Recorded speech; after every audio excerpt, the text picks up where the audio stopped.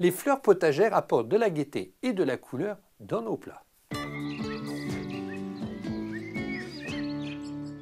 Non seulement toutes ces fleurs apportent de la gaieté dans nos plats, mais elles peuvent aussi se consommer. Et pour la plus connue de toutes, sans doute la capucine qui a un petit goût piquant, sucré d'abord et piquant par la suite. Alors habituellement, on les sème en poquet dans le jardin, mais on peut les semer en godet et c'est ce que nous allons faire maintenant. Alors pour ça, on remplit des godets avec un terreau horticole ou un terreau spécial semis, mais un terreau horticole, ça sera bien suffisant. Et on va les semer une à une, on va mettre, bon, disons 2 graines par pot. Donc les graines de capucine sont assez pratiques parce qu'elles sont assez grosses. Et on va mettre nos graines à l'intérieur des trous sur 1 cm de profondeur, 2 graines par pot et pas plus. Et lorsque ces capucines seront bien développées, eh bien on pourra les repiquer définitivement dans notre jardin. Alors il y a aussi une autre plante que nous pouvons repiquer en godet, semer en godet, c'est la bourrache. Alors la bourrache, habituellement, on la sème à la volée dans son jardin. C'est une jolie fleur bleue qui est très mellifère.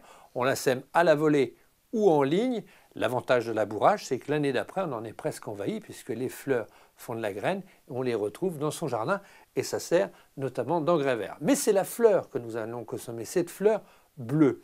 Mais pour avancer notre culture, nous allons faire aussi un semis en godet de la bourrache que vous pourrez planter, pourquoi pas, sur votre balcon dans des jardinières.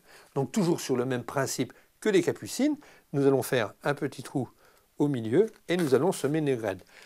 Alors les graines de bourrache sont noires, elles sont assez grosses, donc très faciles à repérer et à semer.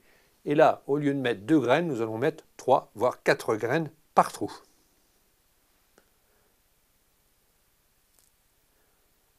Maintenant que nous avons semé les graines, nous allons les recacher avec un petit peu de terreau par-dessus. On tasse légèrement en surface et ça va suffire. Et comme tous les semis, nous allons arroser. Alors là, ici, il s'agit d'un bac qui n'est pas percé. On va mettre à peu près 1 litre d'eau et on en mettra plus tard si c'est insuffisamment humide. Voilà, on a maintenant terminé notre semis de bourrache et de capucines. On va pouvoir installer ce bac sur le rebord d'une fenêtre. Les capucines, on pourra aussi bien les planter dans des jardinières ou dans des bacs ou tout simplement dans notre jardin. Et il en est de même pour la bourrache. Et puis je voudrais terminer par une plante, les fleurs de ciboulette. Alors si les ciboulettes, on a pour habitude de manger les feuilles, c'est excellent, mais lorsqu'elles montent à fleurs et à graines par la suite, et notamment en fleurs, vous pouvez aussi consommer les fleurs, elles sont délicieuses.